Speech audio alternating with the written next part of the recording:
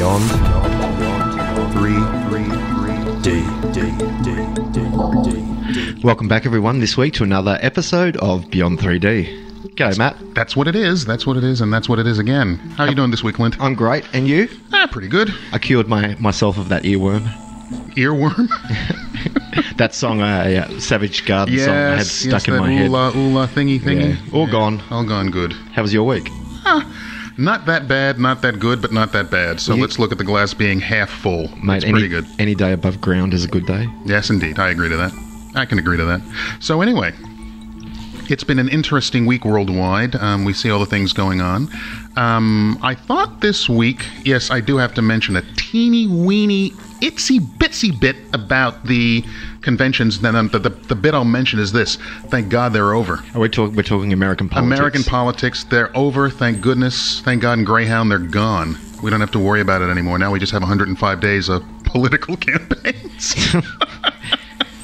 It's easy if you don't want to see it. Just turn off the... Turn off CNN, turn off Fox News, turn off the internet as far as YouTube and all the different people that are streaming everything live to you. It'll be a lot easier now because people don't have to worry about this build-up. The build-up is over and done with, and now we can just watch them self-destruct. Well, we all know how it's going to turn out anyway, so it's irrelevant. We do from this show. On this show, it's irrelevant, but it was very fascinating. And I'll say it this way. I did watch Hillary Clinton's speech, and quite frankly, I think she did a pretty good job.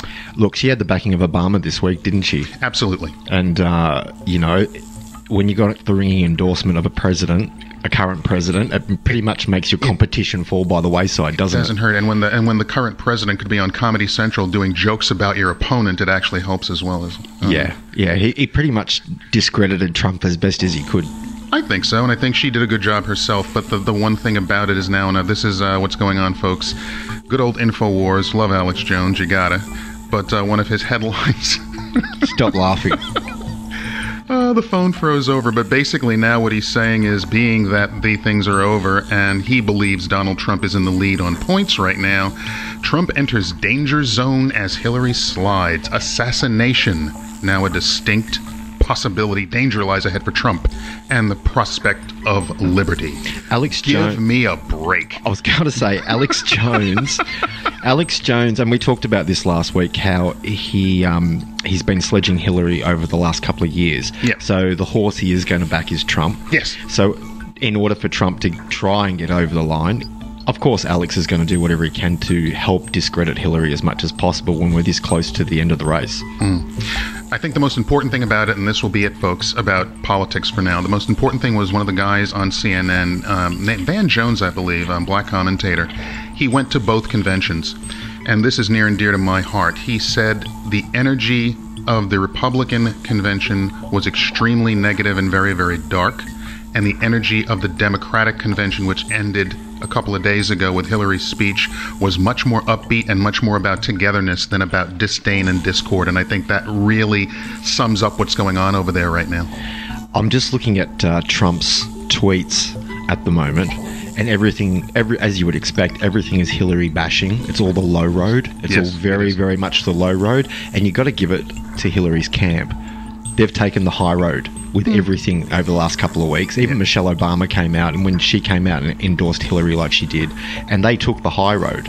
And here's the high road that Michelle Obama took. She did not once mention anything about Melania Trump's speech. And what does that say about her? At all. That she could have gone off, had a little dig there or something like that. Nothing. And that to me speaks volumes. And yet you look at Trump's tweets, his latest, look, I could just scan through them all. Let's just pick a couple out. No one has worse judgment than Hillary Clinton. Corruption and devastation follows her wherever she goes. Well, hang on, Trump. That's pretty creative, that. That's the way. But I think the other thing that was interesting about it, and this is the last thing about politics, but it'll tie into something that's going on here in Melbourne, is a lot of the people said that the Republican convention had a lot of racial overtones and a lot of bashing of different groups and things like that. And David Icke said something very interesting, and there's a little YouTube video, but I just like the audio part of it. And what it actually talks about was the fact that David Icke explains racism in 44 seconds, so I think we should take a listen and see what it's all about. The body, I call it a genetic spacesuit. And it's kind of funny, you know, if you were on the moon with someone and an astronaut started thinking he was his spacesuit, I mean, crikey, can you imagine? Hey, Houston, we've got a problem. Bill thinks he's his spacesuit. He's bloody mad because he's not his spacesuit. Yeah, but we think we're our spacesuit. And what would there be in that situation on the moon? There would be chaos. Well, that's why there's chaos here, because we believe we're our spacesuit. That's what makes racism so insane. It's like saying, I'm better than you because my spacesuit's different colour. Bloody ridiculous. There you go. My spacesuit. There you go. And believe me, that's what we're wearing. And that's kind of like what we were talking about the other week about what kind of car I drive, which is my body. Exactly. You know? That's exactly it. So yeah, it's fascinating. It will get worse before it gets better, but I hope that ultimately the high road remains the high road. People will start to, I think what's going to happen, and this happens worldwide, after a while, yes, everybody can talk about retaliation, they have to get payback, there must be revenge, but after a while, you just have to say, you know what, it's not me. I'm going to continue on the path of the light, so to speak, and people will continue to grow that way. Yes, there are a lot of problems going on, folks. A lot of UFOs flying around out there, which I'll also talk about in a minute, because there was a very interesting sighting recently off the western coast of California. But look, we all take the high road. We're trying to learn, we're trying to evolve, we're trying to grow spiritually, and ultimately, and they hate saying this, but here's a fact, there will be world government. It's just that it can't happen now, because when it does finally come, it has to be proper. It cannot be a megalomaniac on top ruling everything saying there's world government. There has to be true world government. Or a 1985 alternate Biff Tannen running the show. Well, there you go. Sorry, Trump. But, you know, when you're contacting Russia and you turn around and say, hey, Russia, if you're listening, I hope you're able to find the 3,000 emails that are missing from Hillary Clinton. I mean, that's a low road again. But that's Trump's sarcasm, or at least that's what they said after they got caught saying it the other way, and a lot of people said it was extremely negative. So once again, guys, for us, the thing I love about watching stuff like this is because it shows you human nature. And it really can make you feel good, because you can say, you know, we're so much better than that. And all of a sudden, as they fight, you just start to say, wait a minute, kids in a sandbox throwing sand at each other. It's really that pathetic. And they're the people that are being voted to run that country. That's the whole point. So that's why, ultimately, it usually works out in the wash. We don't know what's going to happen, even though we do, but we don't know what's going to happen figuratively. So let's wait and see, because it'll be a lot of fun to see what's going to happen next over there. The show goes on. It's one of those things where we know what the end result is. Let's just watch the car accident happen before the cars. Yeah. Well, here it comes. Bang. Oh, dear. Yes, indeed. But what's going on here, folks, as well, is this today, David Icke is actually in Melbourne right now, so he's not that far from us, and he is doing a 12-hour seminar. That's insane. Hang on. Not insane. That is hardcore. Hardcore, that's an understatement. Because he gives as much energy as he can. Yes, absolutely. And once he's on a momentum roll, he just goes and goes and goes. Mm-hmm. And I guarantee you there'll be people sitting there busting to go to the toilet. Can't move out of fear of missing something. You might miss something very important if you move. So if you're in the CBD of Melbourne, if you have tickets, look, great. Get out there, see it. You'll get a lot of great information. He has been appearing on a few other radio stations, I see. I think to his detriment, insofar as I saw him on TV. Tinfoil hat syndrome sets in. I saw him on TV on Dinosaur Media Morning News. Yes. They pretty much just tried their best to discredit him and make fun of him. Yeah. And it was disgraceful. It was disgraceful. They invited him in, and then instead of being... Well, it was a setup. Well, obviously it was a setup. They didn't ask him for information along the lines of, can you please explain these X, Y, and Z thoughts? Instead of, they went, here's your X, Y, and Z thoughts. Ha, ha, ha, ha, ha. Which was a waste of everybody's time, because as a society, if you're listening to this show, you have kind of evolved. Your thoughts have evolved. The way you look at the world has evolved. What they were doing was trying to appeal to, what's the word I'm looking for? Lowest common denominator. Thank you, Matt. The lowest common denominator in society. And the majority of us are past that. That's the whole thing. So they actually did a detriment to themselves at the same time. But being that they're crass and supinely ignorant, they won't figure that out for a very long time. Maybe not at all. Oh, not at all. But the fact of the matter is, guys, that's like a marathon session of cutting-edge information that actually means something as far as we're concerned here at Beyond 3D. It's quite important information. It's the things we like talking about every week. And when you have a person that has been through what he has been through, when you have a person that has written the books and done the research that he's done, respect to him for what he's doing. And the most important thing, he has the backing of a lot of people in the alternative community. Yes.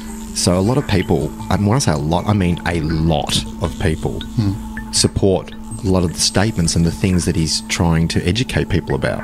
Yeah. You can't discredit a guy when he has the support of his community and a lot of mainstream scientists as well. So, David, thank you very much for coming to Australia. Absolutely. We will get him on the show.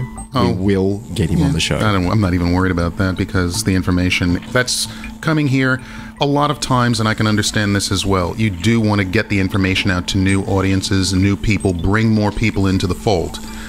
But at the same time, through the medium that we are endeavoring to expand in, he knows he can also reach quite a number of people worldwide. So in that regard, yes, we will have him on. It's worthwhile.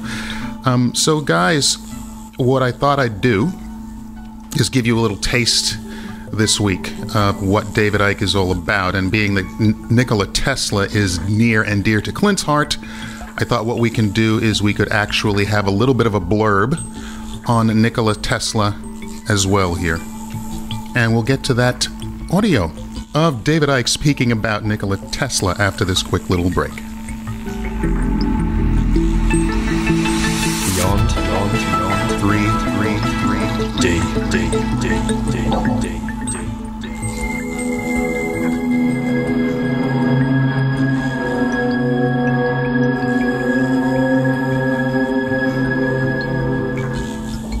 I watched a video this week, a documentary about a man called Nikola Tesla. Now, I've written about him in my books over the years and read a great deal about him. But to mainstream society, he is kind of a figure that you probably wouldn't have heard of if you weren't into this kind of information. Because he was a Serbian who was born and brought up in what is now Croatia. And he was a genius. He was way ahead of his time. But some of the things that he came up with and their potential applications were not what the system, the cabal, wanted. And so they, in effect, destroyed him.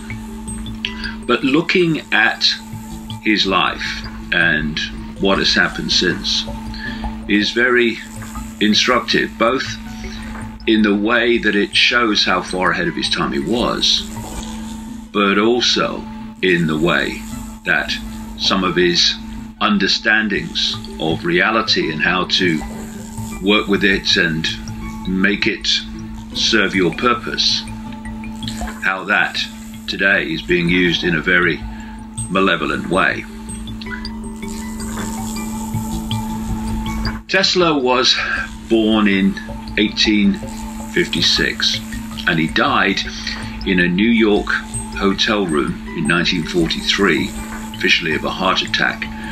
And despite all the amazing things that he developed and was responsible for, including today's electrical system, he ended up dying penniless, in effect. And he had many ideas, many trains of research and themes of research that were going on when he died, and information and documentation of other research that he'd done in his life. He died at the age of 86, so he lived a long life. And these documents and this research material was seized when he died by the FBI. And there have been many suggestions and a lot of speculation about what was in them and what information the authorities therefore gleaned from these documents. But what can be said is that so much of the high-tech developments, not least in the realm of wireless communication, was actually first instigated, first perceived by Nikola Tesla. And to go beyond the concrete-like limitations of mainstream science, you have to think differently. In fact, you have to go beyond thinking, beyond thought. Thought is a very low level of intelligence and perception. Very low. Oh, he's got a great mind. Oh, really, I am sorry. What we need is not even a great, but an open, expanded awareness, consciousness, which allows us to go beyond, if you like, 5 sense thought, to tap into the realms of infinite awareness, infinite knowledge, infinite inspiration, which is why great scientists like Tesla talked about the fact that they used not their mind so much for their great insight, but their intuition. Intuition doesn't come from the head. We don't go, oh, I've just had this intuitive. We go, I just know. This thinks, this knows. And so this is the inspiration point from which Tesla and others like him got so much of their inspiration. And you've only got to look at some of his quotes to see where he was and where he was coming from. Here's one. The scientists of today think deeply instead of clearly. Think deeply instead of clearly. One must be sane to think clearly, but one can think deeply and be quite insane. That's absolutely right, because you can think how to create a atomic bomb. You can think deeply to do that, but it's insane to actually build it. But because we have a science, a materialistic science, overwhelmingly, that can, well, I'll tell you how I put it over the years. The difference between cleverness and wisdom. And wisdom also comes from the heart, from widened, expanded consciousness.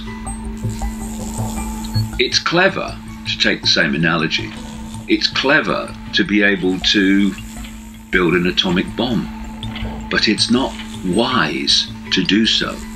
And as I've said in my books over the years, cleverness without wisdom is the most destructive force on earth. And that is what we call modern science. Emphasis on the call. That's what it is. Overwhelmingly, again, it's like cleverness without wisdom. And therefore, it has become, look around, not least in terms of the environment, it has become, because of that, the most destructive force on earth. So another Tesla quote. Today's scientists have substituted mathematics for experiments, and they wander off through equation after equation and eventually build a structure which has no relation to reality. I've been on about that for years and years and years and years and years. It's what I called in the last Wembley event. The law that says bollocks begets bollocks, because if your prime point of looking at everything is bollocks, then everything that comes from that foundation bollocks must be bollocks. And so we have a science that perceives, even though it's got quantum physics to show this is rubbish, bollocks, it still perceives from its foundation perceptions that the world is solid. It's not. The world is not solid. Explained all this many times in many places. And Tesla was realizing this. It's why he was able to go beyond where the other scientific limitations were. And so if you are looking at the world as if it's solid, then obviously the conclusions you come to from that basic flaw must be expressions of that flaw. And that's why science has been going round and round and round and round, while people that could see beyond that, like Tesla, were way ahead of him. Same with people like Leonardo da Vinci, even further back, even further ahead of their time. Beyond 333 D. Well, Clint, as far as I'm concerned, what David Icke did was give us a brief synopsis of Nikola Tesla and the things that he was about, and the fact that, once again, very important, government interference. And if the government and the FBI didn't get involved, where would we be right now, I wonder? A lot further down the evolution chain, I'd say. Yeah, I'd say so as well. It's more of a complete utopian society. I mean, you take away the stress of money to pay bills. If everybody had free energy, what a wonderful world that would be. As a society, we would go from survival to exploration very quickly. Very quickly. If you were to just get the energy aspect taken care of, the water okay, let's say you still had to buy your food, but if we could just have power, electricity, and water provided, and that was free worldwide, that alone would save how much money for every person? Half the amount, doubled. Amazing stuff would be going on that way, just to free that up and to have people. This, to me, this is what life is supposed to be about, I would think.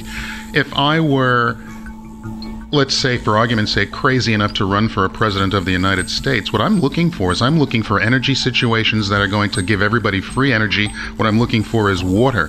If you look at the main things human beings need, food, clothing, and shelter, if you could take care of that, even if they had to pay for other things and there was a tax system, how much better would society be? But what's going on company-wise is food is always pay, clothing is everything pay, shelter pay. That's big business. So we have to, if you're going to look at a shift paradigm, lack of a better term, shift, what we have to do is we have to get to the point where basic needs are met, and then you can go on from there. Now that sounds Star Trek-y, but oh well. No, because I get angry when I see interviews with Minister for Energy or Minister for Environment and that, and these guys are not even talking about any of this type of technology. And it's frustrating because the people that we've voted into positions of power have no clue.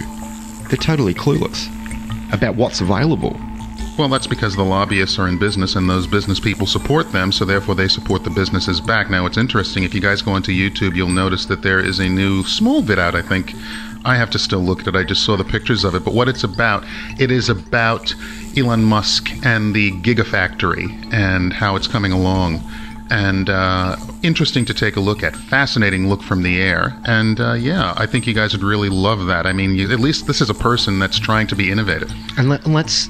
You know, a lot of people have come out and said, and when I say this, I'm talking about people that I've spoken to about the Tesla electric car. Right. Now, I think from memory so far, there have been 3 that have crashed. Yep.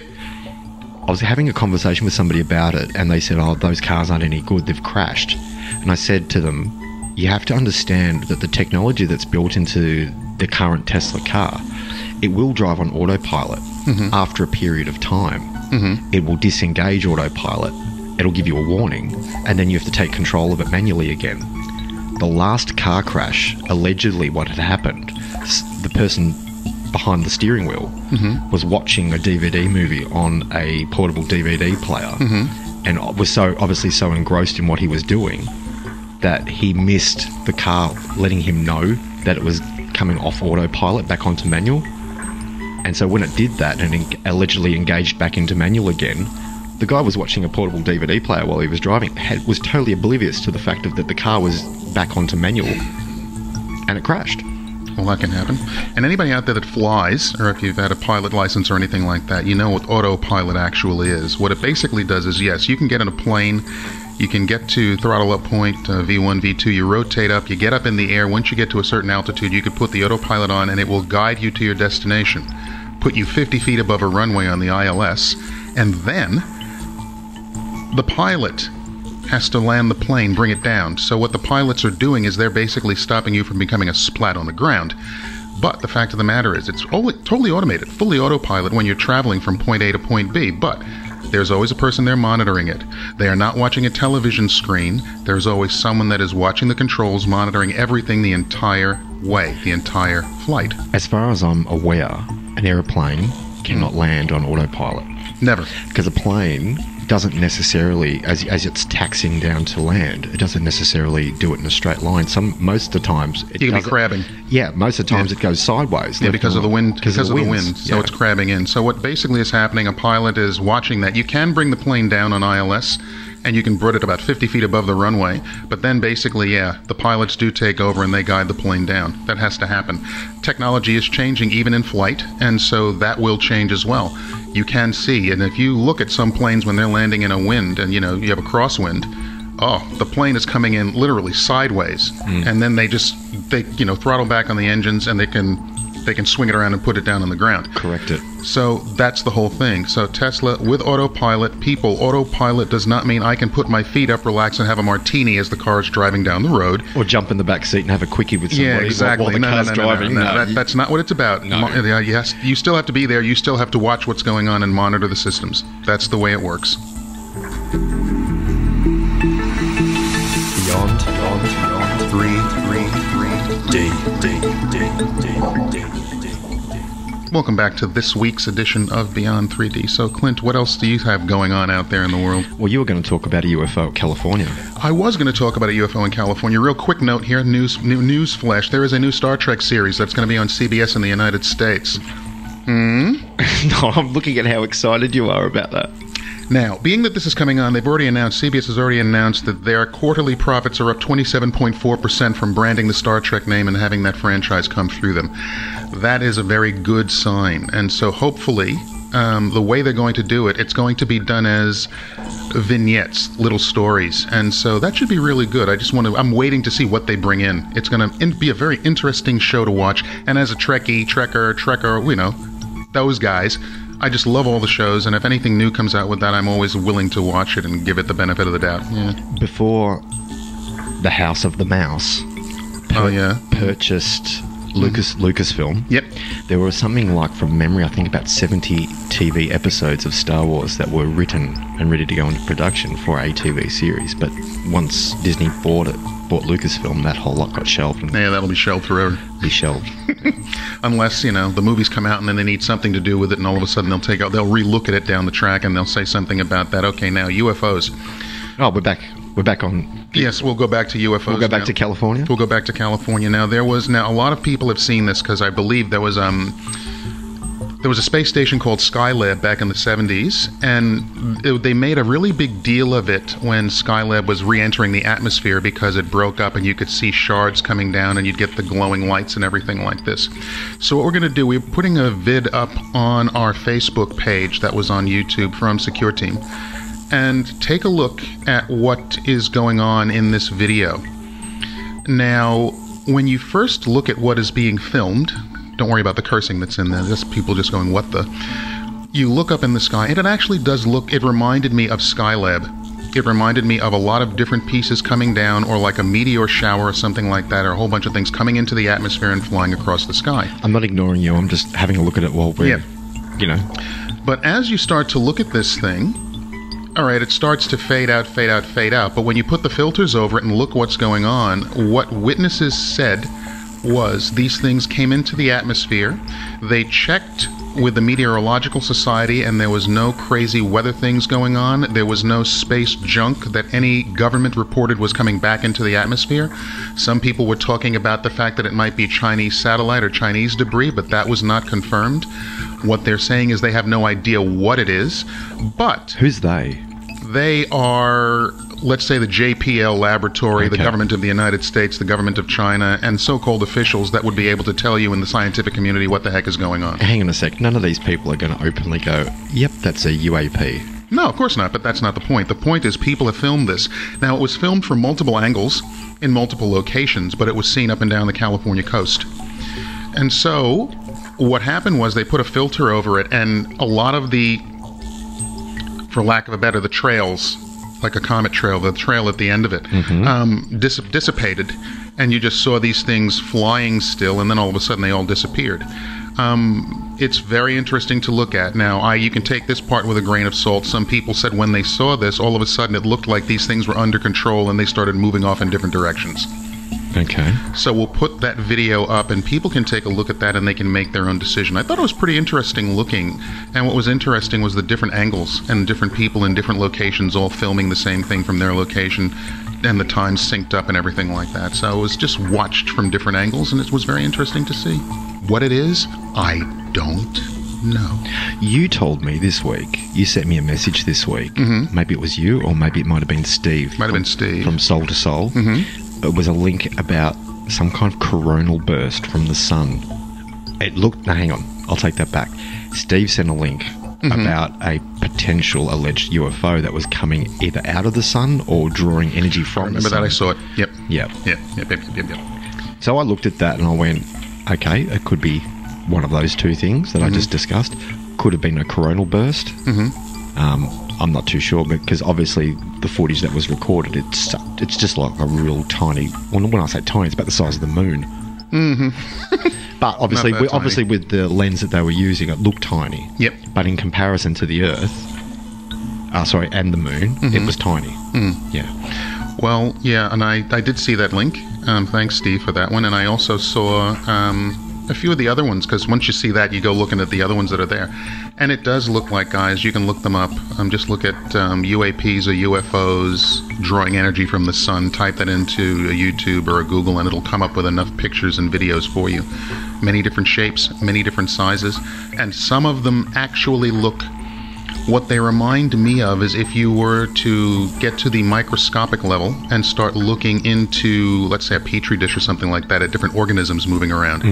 It actually looks like that, only on a grand scale.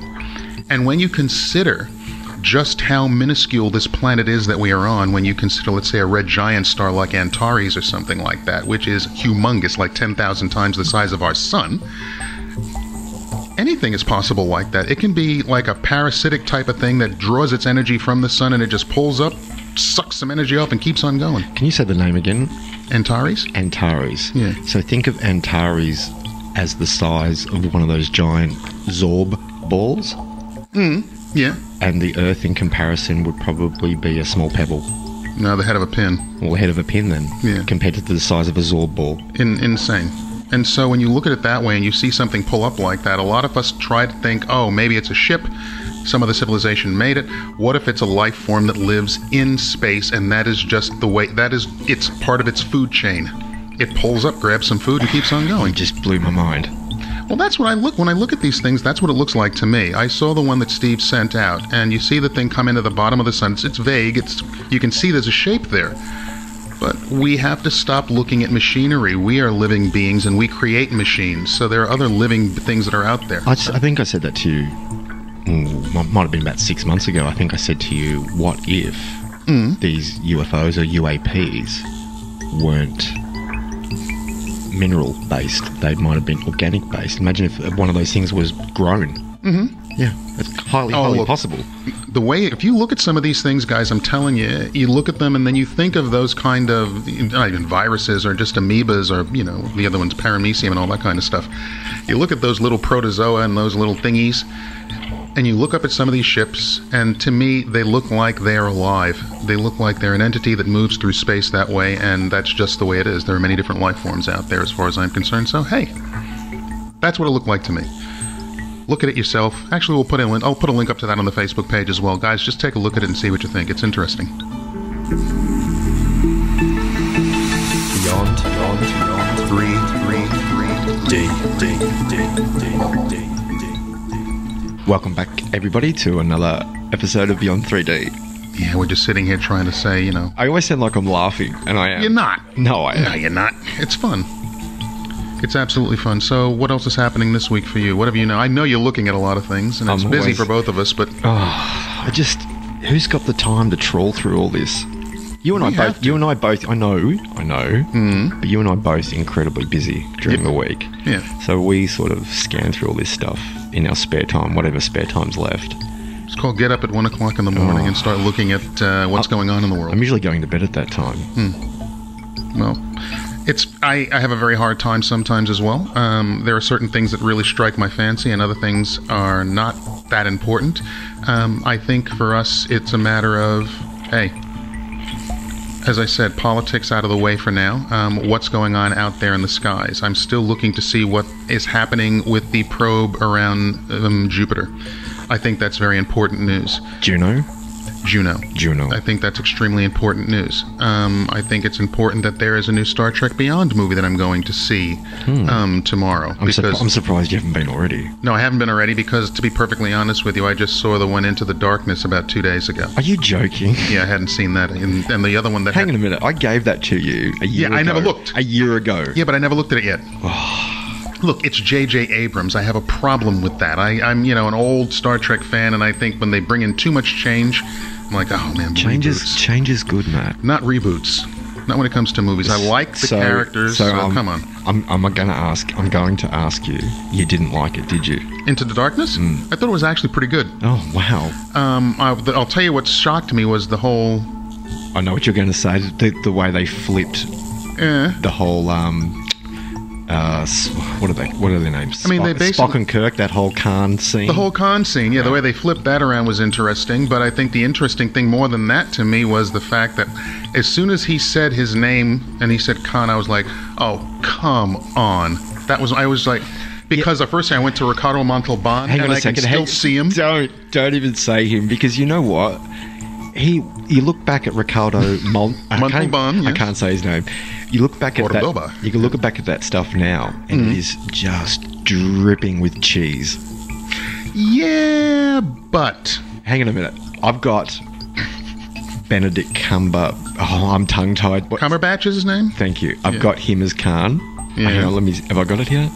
Yeah, I've got it here. I've got him as Khan, and I've got Ricardo as Khan. Let's play them back to back. Fair enough. And we can quite easily see which one's more palatable. Okay, that's fair enough. My name is Khan.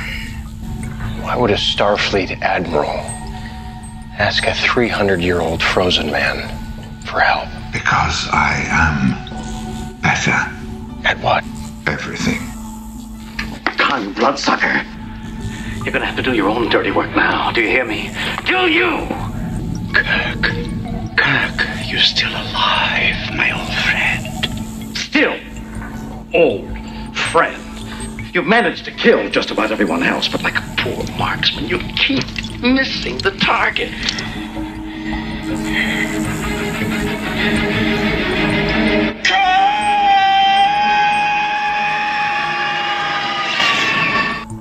So, pick one. I can still see Shatner going, Khan! That's the whole thing. And that's what it is. So I guess what it is when you're used to something. And then all of a sudden someone else takes that over. I'm like, Yeah, but hang on, Matt. They kept those same characters. It's not like... I can't even... look, I'm going to try and compare apples with oranges here. And I shouldn't do this. I know. with like a Star Wars film, Yep. when they add extra stuff to it, they build on the story. Yep. But with Star Trek, they only build on the story with a certain group of actors, and then when it's time, when those actors have all had their day, that's when they reboot. They don't reboot Star Wars. That doesn't get rebooted. That just gets added, and then added, and then added. So when a franchise has to do a reboot like that, you just have to go, okay, more of what I like. Hooray! Otherwise, if you didn't have the reboot, you'd just be living in the past all the time.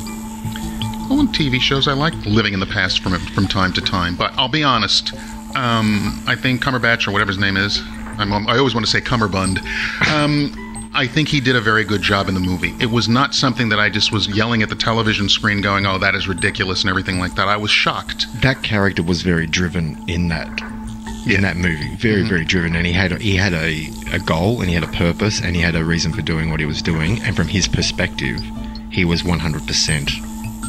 I agree. Correct in his actions. That's good. Yeah, I can agree with that. But you look at Khan with Ricardo. No, none of those things. It was just about from hell's heart. Yes, I stab at thee. Hey, look. But what I'll tell you what it did. It made me, and I'm looking forward to this as well. I just hope they do a good job, and I hope it doesn't go the way of The Last Airbender. Oh, don't even say that film. Don't. I'm gonna curse you. That was. You're talking about Avatar: The Last Airbender? Airbender, yeah, with the little kid and the kids in the M. Night Shyamalan's worst film he ever made. Yeah. I'll be perfectly honest with you. I didn't mind it at all. I didn't mind it. I know it was schlock. I admit it was schlock, but I didn't mind it. But I hope that the Doctor Strange movie that is coming out with from Marvel doesn't end up being something along those lines, being that Cumberbatch is in it. It's not. It's not. It should be pretty good. It is. From what I've seen, the couple of trailers from it, and it looks very, very good. But I'll be perfectly honest with you, I'm wary. I'm with a grain of salt. I hope they do a really good job, because it was. I have the comic books when that was my brother was totally into comic books growing up. He had Silver Surfer #1, he had Submariner #2, and all this kind of stuff. There was only a few comic books I would buy, and one of them was Doctor Strange. I didn't even know you had a brother. I do. He's a year younger than me. I have a sister. And his name is Martin, and he's in New York, and he's an artist. Hello, Martin. He's a very good guy. But that was it. I mean, to me, I'm looking forward to Star Trek Beyond, because, who's it? Eldris Eba's in it. Oh, I like him. Yeah, he's a good actor. He's the nemesis in this one. Oh, is he really? He's the main villain, and this movie has something that I love. And I'll tell you why I love it. When I finally saw the new Star Wars movie that Abrams came up with, there was one scene in it that may have been 10 seconds long, and I might have mentioned this before. No, you haven't. Okay, there was a scene where they fire the weapon. Yes. And it's coming down to a city. Yes. And you see the city and the person standing on a balcony overlooking this ultra-modern, magnificent-looking city. And then the connotation, the city gets wasted, blown up, gone. And in this Star Trek movie... hang on, it wasn't just the city, it was the entire planet. Yeah, that too. Well, in this movie, they have one of these ultra-modern type cities. And every time I look at one of these, whether it was Coruscant in Star Wars, whether it was you would know the name of it, the name of the city that they dogged out in the latest Star Wars movie, anything like that, and they show these ultra-modern cities like that.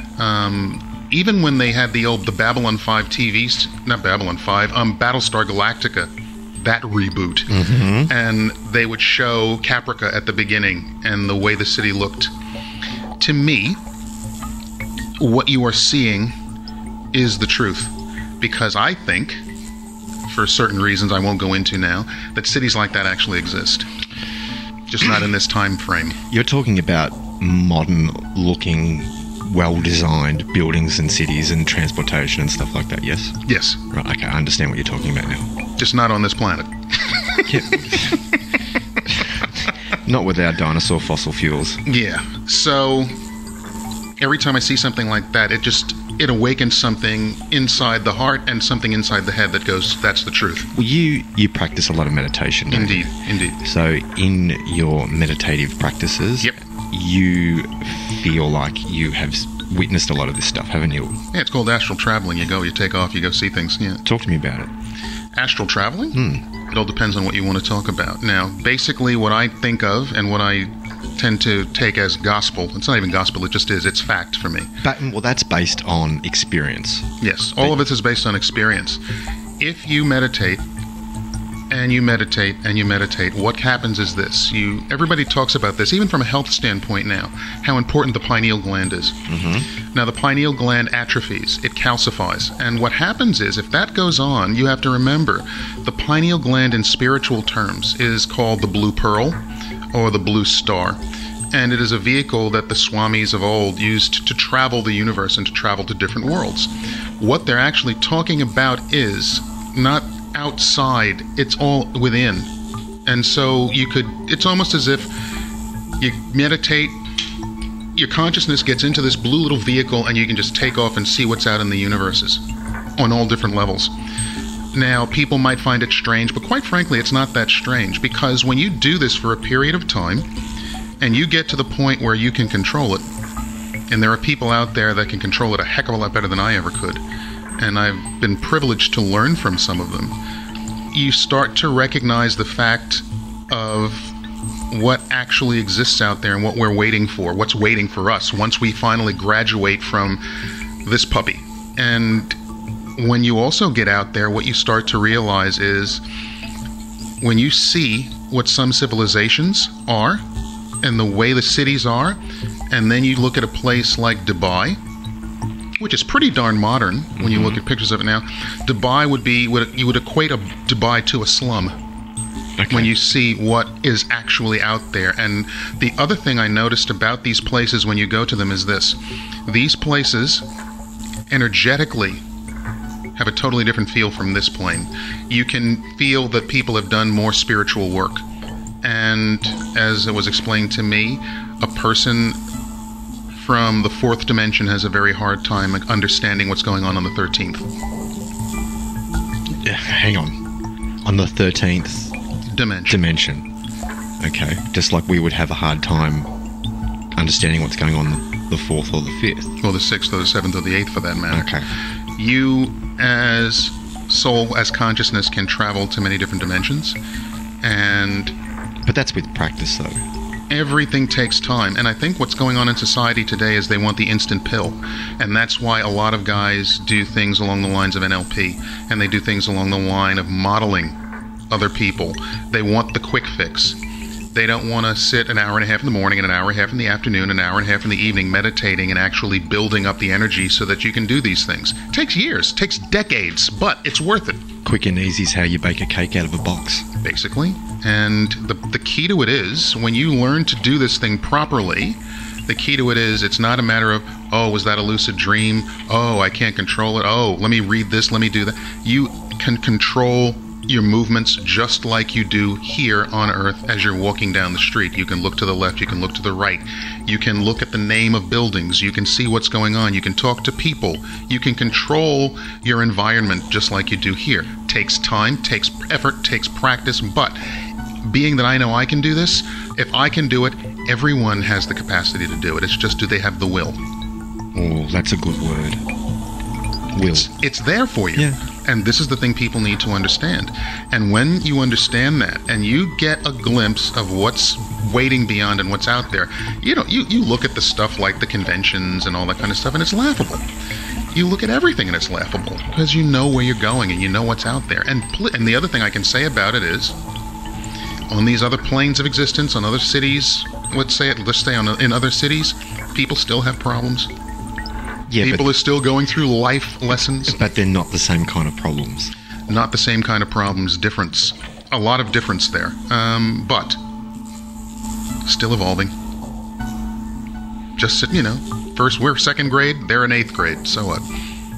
You learn lessons for 2nd grade, and then you get to 8th grade, and you have to learn lessons there too. And when you get to 8th grade, you finish that, and you think you're done. Here comes 10th, 11th, 12th, etc. It's like a school. So to me, that's, I think, what truly matters. I've got friends that are still stuck in grade 1. I got friends in pre-kindergarten. And they'll be there forever. For a few lifetimes to go, yeah. And I've had teachers tell me, everybody's talking about, globalism, and that can happen, but it's 5,000 years from now, is the way they put it. And when they say it, they're not being grandiose, they're not lying about it, they're just talking their experience. It does take time. And if you don't destroy yourselves, that's what'll happen for everybody. And it's a worthwhile endeavor to meditate and to contemplate and to do the research and to really, there's nothing that you can compare it with when you know consciously that you can take off and travel around and see things and do things that just blow what's going on this planet away, insofar as love, insofar as compassion, insofar as how people react to each other, insofar as what can be built in this form. There is just some amazing things that are out there. And that's why when we talk about David Icke and talk about the work he's trying to do, he's trying to free people up from the dross down here so that they can recognize what's going on out there as well. And not just outside, inside as well. You have to have, it's like, you have a pineal gland. That's your car. That's the vehicle that can take you there. But what happens is you let your car rust out. You have to clean it up, you got to gas it up, and you got to get it ready to move again, to let you travel where you need to travel. So that's what we're basically doing. All the information we give on Beyond 3D, all the information you get out there along the spiritual realms, the esoteric realms, along alternative news realms, it's to get us ready for the next stage of evolution. So that's what we're here about. And not everybody will make that journey. Some people are here because they just need a vacation. Mm-hmm. They want to take a break for a lifetime, and then all of a sudden they'll continue again. But everybody, in spite of themselves, is going to evolve.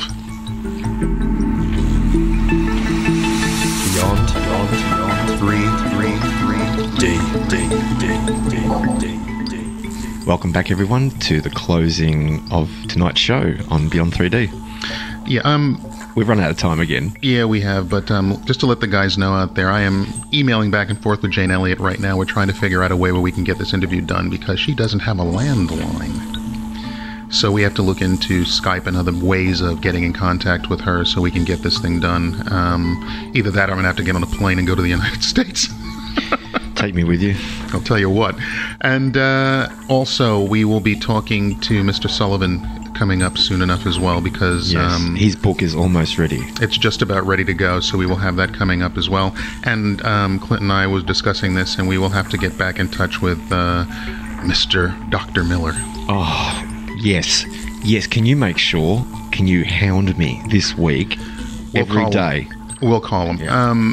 I want his bent on what's happening in the U.S. I want to see how they're preparing for the next few years. It's funny. It's funny you say that, because today he posted. Mm-hmm. Let me just have a look. Yep. Yeah, it's no, what he's done. He does great work, and quite frankly, I think a lot of people are preparing for the worst. And when people prepare for the worst, that means the worst doesn't happen. So that's a good thing. But we will see. But yeah, we need to get back and see what's going on in the state of Jefferson, up in the Pacific Northwest. So I will make it a point to give him a call this week. And get Okay, you got it. Well, yeah, no, I just found it. Okay.